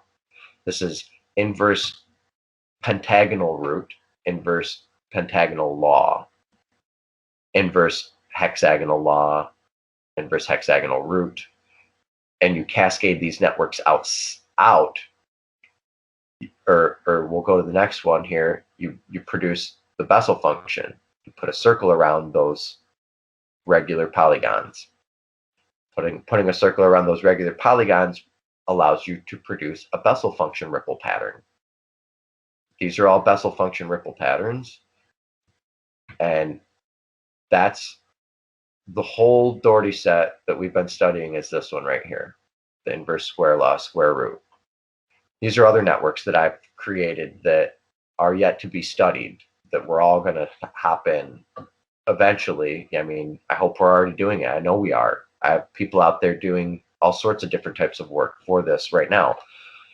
So this, I don't have people out there. The universe has people out there. But I also do have friends and colleagues working on this. And I've been working on this for 18 years. But that's just this cascading network. This is, or sound scaffolding network that produces living baryonic matter, long scale entanglement, long scale entangled networks, gut bacteria to the center of the sun, communicating instantaneously, is because of these networks that are there, but they're invisible, but they're in everything. Mainstream science calls it the Higgs field, and it's an all-pervasive field that's everywhere. And due to compression and rarefaction, the charge works up and down in the system. And that's really all it is. But you see, when you start putting these polygons inside of it and rotating it, this rotation inside of these is what builds Birkeland currents. So, and Bessel functions, it's the same darn thing. And here's an image that I drew of here's just the simple Dougherty set, and highlighting lines of these dilating toruses that are already working their way out of, man, I've been talking kind of out of the mic, huh? All right. Found my way in the chair. So these donuts inside of donuts, which is what 1,000 cascading bullets or 1,000 cascading bubbles. The guy who does that presentation, I'm having a brain fart what his name is, but the idea here is it's all toroidal. It's all donuts. It's all donuts inside of donuts, and that's what it is. That's what produces these charged layers that are counter-rotating. A beam of light. What does a beam of light do? This is the geometry of looking at a beam of light, and the breakdown of it. There's your beam of light,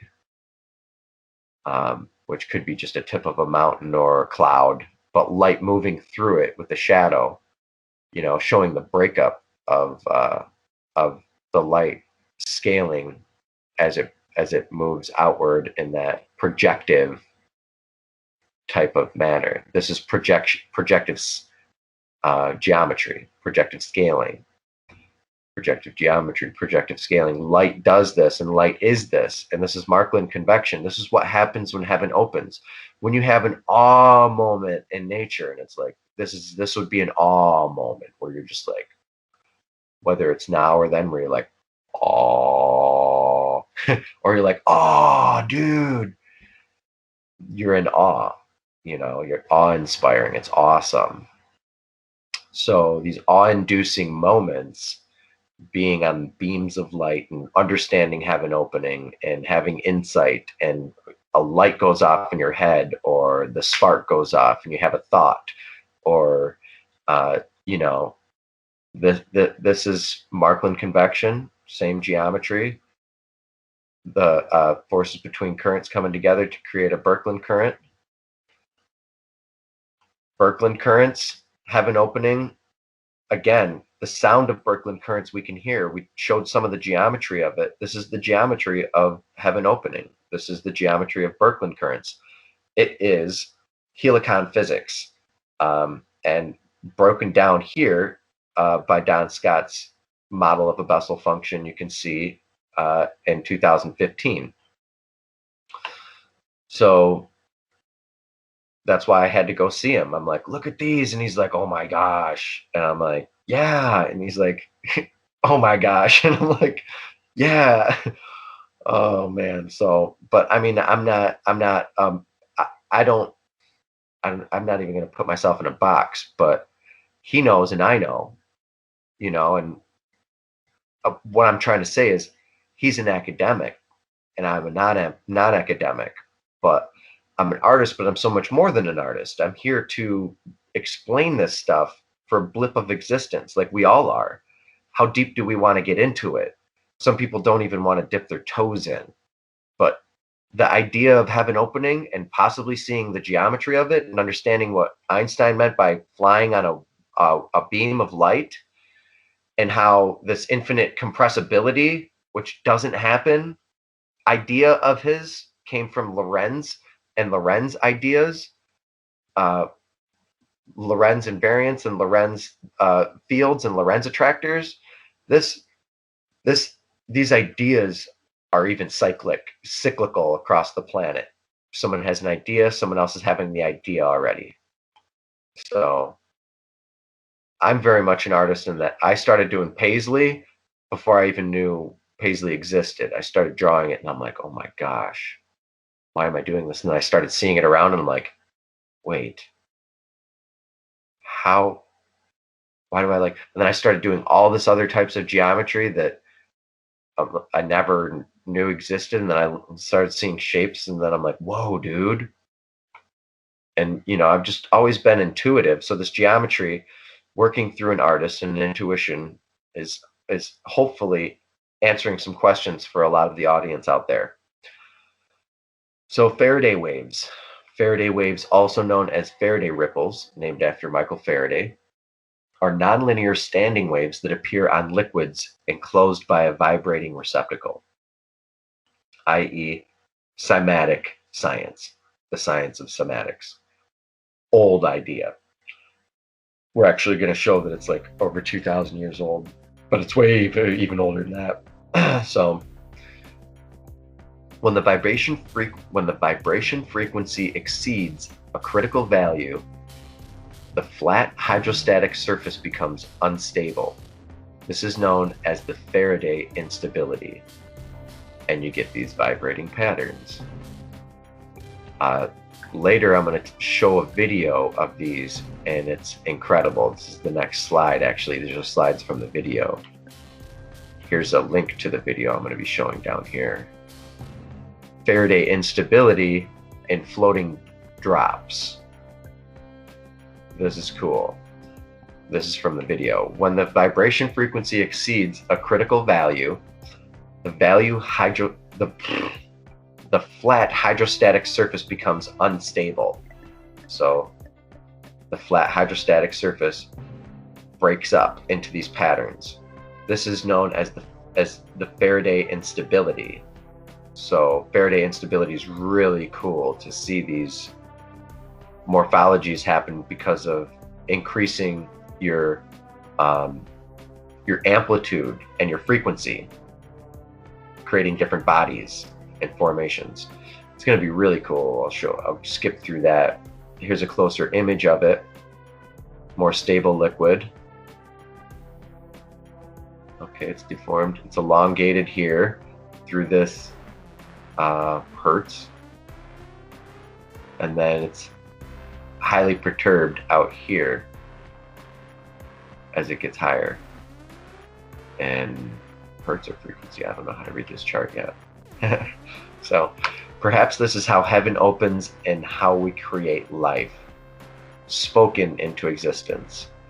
Thunder, lightning, peals of thunder, heaven opening, speaking to water, cymatics, Dr. Emoto, speaking to rice in good water and clean water, being vibrating at higher and lower frequencies, being a happy person versus a Debbie Downer.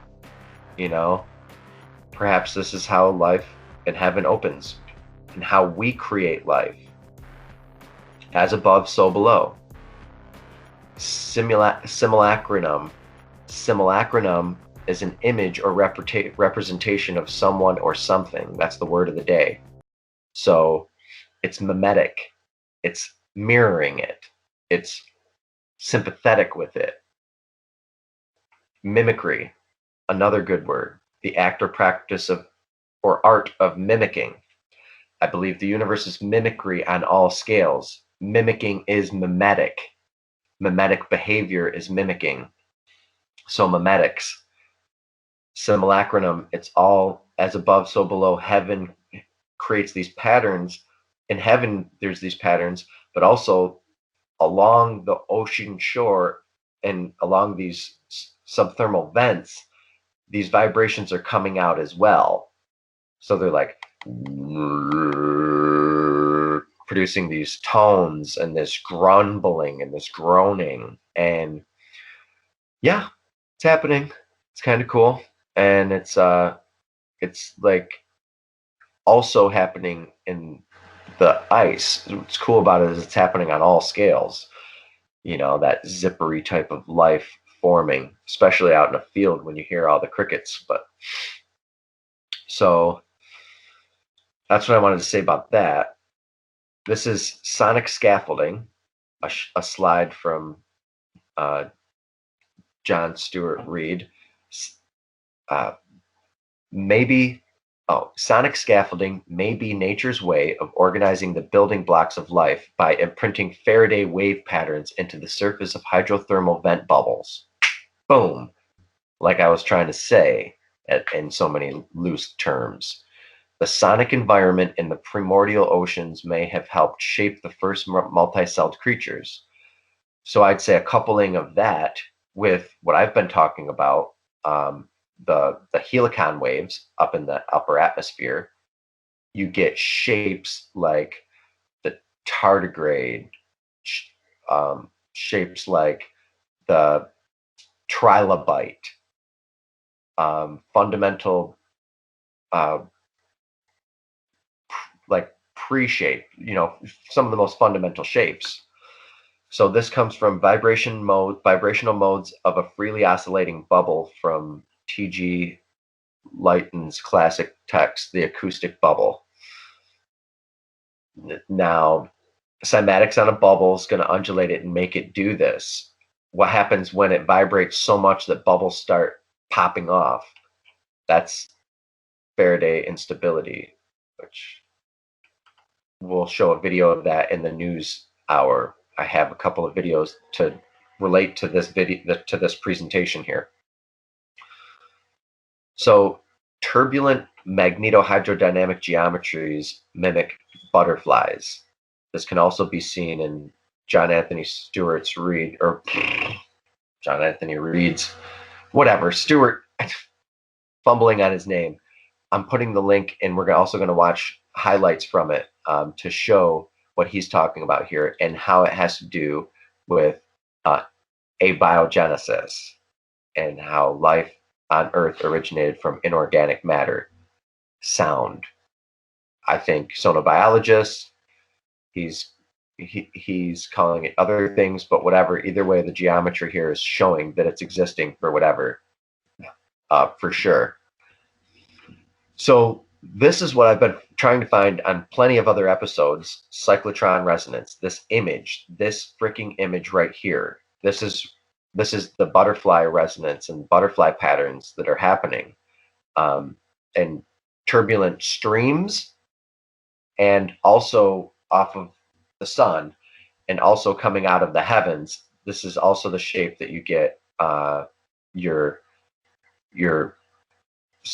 sunburn from. This is the shape that this is the radiation off of the sun creates this shape and burns your skin.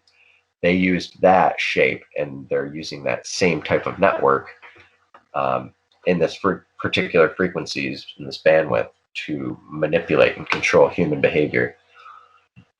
So thought I'd bring that up. But talk about heaven opening. I mean, yeah, there's an opening here, and it's being manipulated and working with the probably Space Force and the military industrial complex.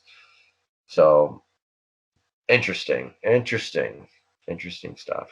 Heaven opening, and us already opening it and being able to play around and tinker inside there without us knowing yet and telling us. Weird. So, abiogenesis, the original evolution of life or living organisms from inorganic or pre-inanimate substances. So, protein stacking, sound scaffolding. Sound is this is the title of his talk. Sound is an aspect of life, but is life an aspect of sound? And I believe the geometry of the Dougherty sets will prove his model, his idea here, thinking that. So hopefully we can come together and work on that, because we were planning on having a I was going to interview him. So I'm hoping to do that for electric universe geometry, because his stuff's all about geometry, and that's what I do. So I pick up people from all around the world that are doing different things geometrically, and I can't wait to start interviewing more biologists, botanists, things like that. So I will continue to wrap this up, and forgive me if I'm not making it clear yet, but what this is a real life mathematical fractal science. And yeah, mathematical and fractal science. And it can be used in many different ways to understand the beginnings of life, the continuation of life, and the ending of catastrophe cycles. So different Indras, different cycles, different Kali Yuga cycles, or Yuga cycles. So, theory of abiogenesis, aka spontaneous generation. Non-living things can be transformed into living things. Proposed by Aristotle, who observed rotting meat and flies. Non-living thing transformed into living things. Very simple way to approach it. Existed for nearly 2,000 years. Is heaven open? Always? Is heaven always open? I think it is. I think that's all that's happening. There's some diatoms in radial area to show the simulacrum of repeating shapes of the heavenly bodies into earthly shapes, i.e. diatoms, recurrent repeating Faraday waves cascading sound through collimated cylindrical channels could be what produces life, and also what keeps heaven open. So I like Reed's presentation and how he talks about the subthermal vents going and like creating the vibration of the bubbles, but a combination of that with cavitating rocks falling from the sky, lots of meteors coming into the oceans, creating cavitating bubbles that produce one cavitating bubble produces all of the transmutation of almost all of the heavy metals ever found, that we've found, the transuranium elements as well. So if you have one cavitating bubble in the ocean, you're going to have all of these elements. They don't have to be formed or forged in the sun. is what I'm saying. They can be formed and forged here on Earth. These transmutations occur through electrotransmutation, through electrocurrents, through telluric currents that are in the Earth, that are also geometries that are moving in bubbles, vortex. It's all vortex science, layers of vorticity. So it's the simplest science of helicon waves and helicon coupling into our own understanding of what's going on in the heavens and here on the Earth. Here's your simple Bessel function again, showing radiations of Faraday waves here. Sonobiology, life created out of sound, spoken into existence. Speak life or speak death. Love is watching. And that concludes the presentation of heaven opening, and I would like to conclude it with this electrosonic speciation theory, because they're one and the same. How heaven opens is the geometry of the Dougherty sets throughout times and eons of being guided by tornadoes and tornadic winds, through insight, through history, through entheogens. So many people have come to me and told me their experiences of being on different drugs and the geometries that they saw, and it is the geometry of the Dougherty set over and over and over. And they're like, oh my God, that's exactly it. And I'm like, I know. And they're like, no, you don't know. And I'm like, believe me, dude, I know. So, when we close our eyes and we see these phosphenes and all these beautiful everything, there's geometry everywhere to talk about, to integrate, to conversate, and to beautify your life and your morals. This kind of stuff can lift you up and bring you into a higher thought. Think of keep your mind on heavenly thoughts rather than worldly thoughts, on gotta get mine versus gotta get with God, gotta get with the man, gotta get within myself first so I can self-identify, then go out in the world and be a teacher, because you know thyself first. So, sonobiology, life out of heaven, or life out of sound, the geometry of heaven opening. Boom. All right, well, that does it for episode 40. I hope you guys have a deeper understanding on how the kingdom of heaven opens, and I didn't get into how it closes too much, but that opening circuit of electricity, a dragon, the opening circuit of thunder and peals of lightning is what we are. It's the kingdom. It is the universe. Get into it. Open it. The closing is death, but it is always open to all. The geometric view is a Love is Watching product. Love is Watching being. Thank you for doing that. Keep your eyeballs out. Pay attention. There's a lot going down this year. Be vigilant. Be mindful. Be insightful. Be loving. Thank you for being here. Thank you for being kind. Share the love. Spread the love. Become the love. Amen. Executive producer of The Geometric View is Buddy James. Music is the acronym BEAUTY. The acronym BUD.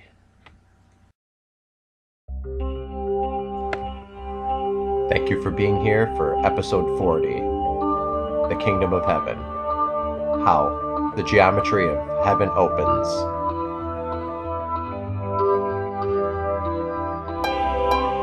See you next week for episode 41, season 3.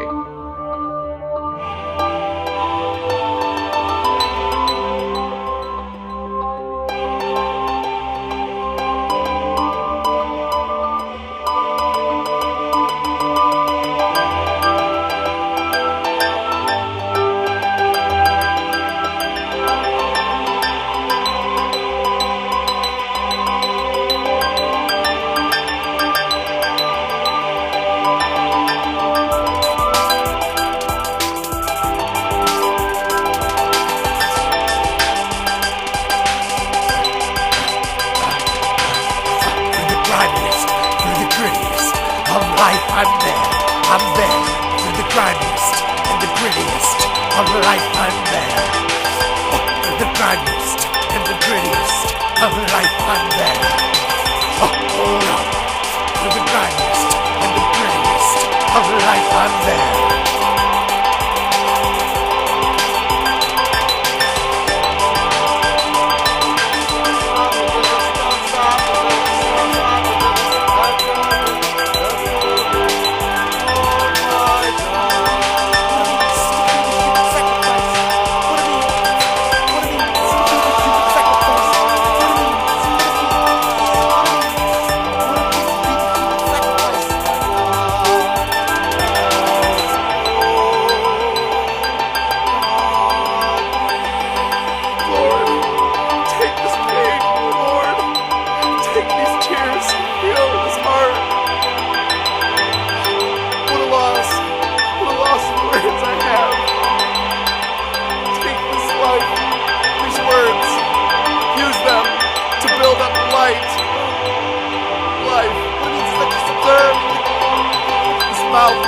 Life and death.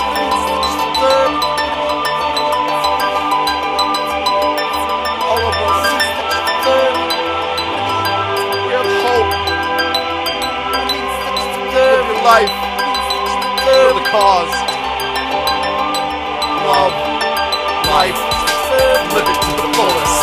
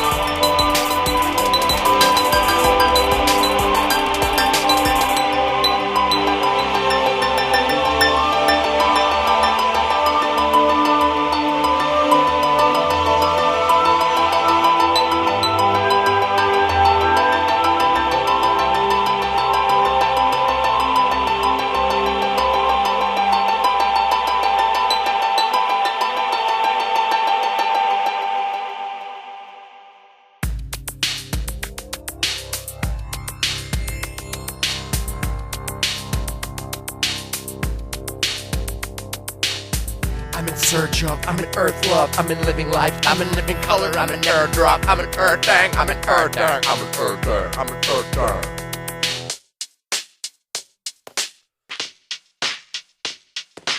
Join us in the fight for Christ, in the fight to save lives, surprise, submersible, so fast, the first, the last of baptism, need to say more.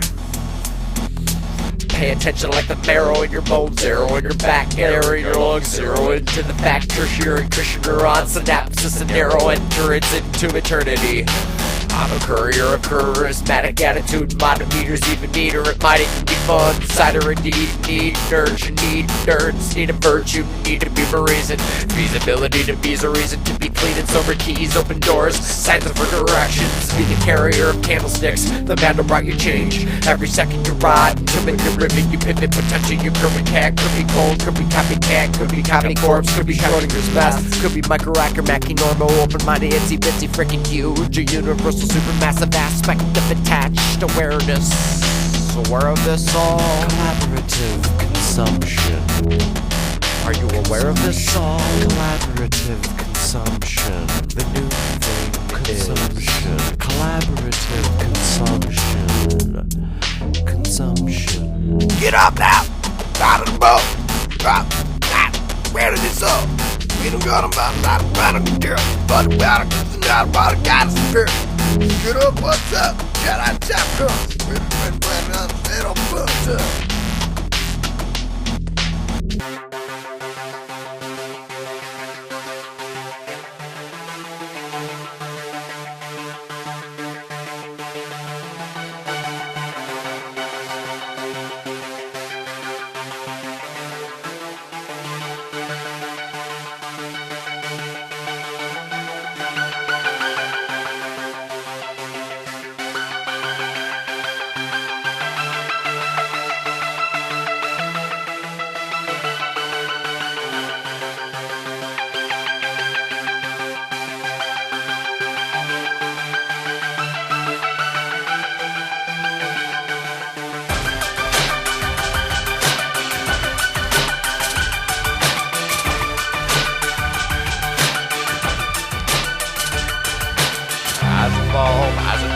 Eyes all up at the wall, eyes all up in your body. Can I just see straight through with transparent golden scaling?